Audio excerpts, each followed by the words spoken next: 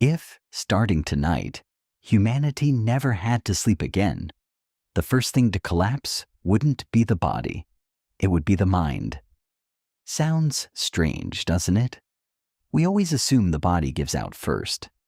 Legs ache, eyes grow heavy, limbs turn to lead. But what actually happened in a world that lost sleep completely was the exact opposite. The body was fine. What broke down was something deeper. Sleep is the one luxury humanity indulges in every single day. 8 hours, a third of your life, spent doing nothing at all. Now imagine that tomorrow that need simply disappeared. Humans have always wanted to defeat sleep. Napoleon reportedly slept 4 hours a night. Edison called sleep a waste, a relic of laziness. Silicon Valley still treats it as a bug to optimize, compress, and eventually eliminate. Now imagine that one day it actually happened.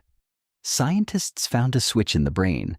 Flip it off and the body still rests, but consciousness never fades. No fatigue, no heavy eyelids. You become something that simply never stops being awake. The first few days felt like a celebration. People worked through the night, studied through the night, talked with the people they loved endlessly, without ever needing to stop. It felt like the day had stretched from 24 hours into something close to infinite.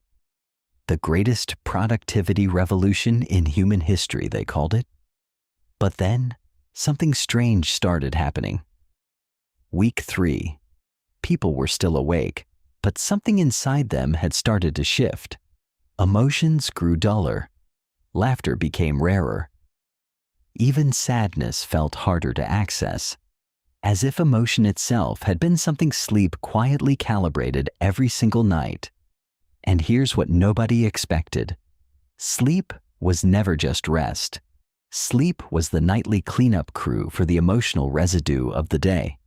It filtered fear. It sorted memory. It decided every night what to keep and what to let go. The only editing room the brain ever had. Once that editing stopped, the human mind began filling up with raw, unprocessed information. Nothing filtered, nothing softened. And here's the part almost nobody talks about. Dreams disappeared. Dreams were never random images flickering in the dark.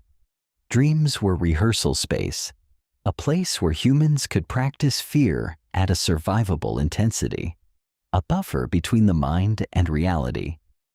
Once that space vanished, people began absorbing the full, unfiltered shock of real life, with nothing standing between them and it. Week 6. Strange patients began appearing in hospitals. Their symptom wasn't insomnia. It was the opposite. They had become terrified of the fact that they could never fall asleep again. Think about it. Sleep was the only real exit a day ever had. No matter how brutal the day was, once you slept, it ended. A new version of you got to begin again tomorrow. But that exit was gone now. The day simply never ended.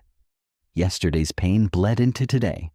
Today's pain bled into tomorrow with no seams, no breaks. A life with a no reset button left. And this is where everything changed.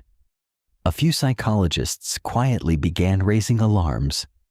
What if the human self was never a fixed thing, but something quietly rebuilt every single night?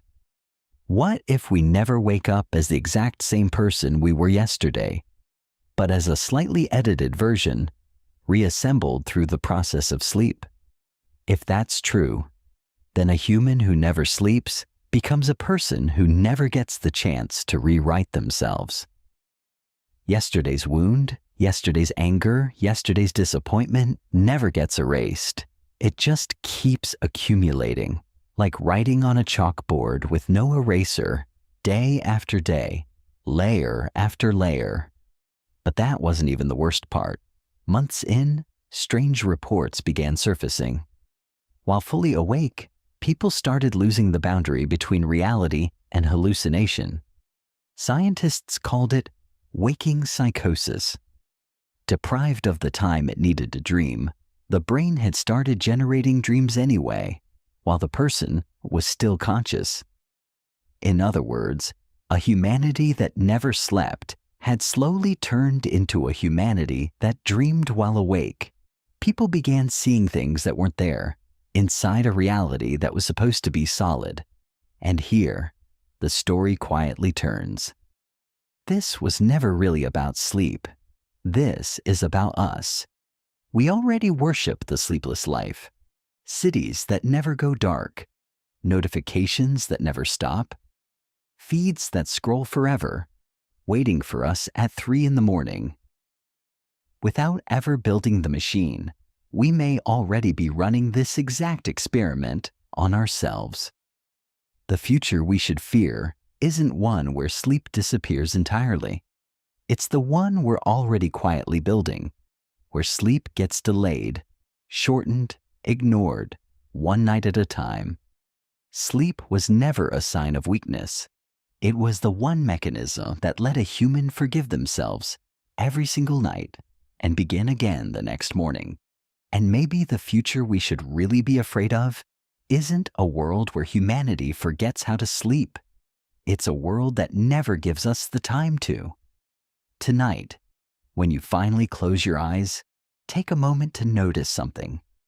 That single act, that quiet surrender, might be the greatest privilege you have left.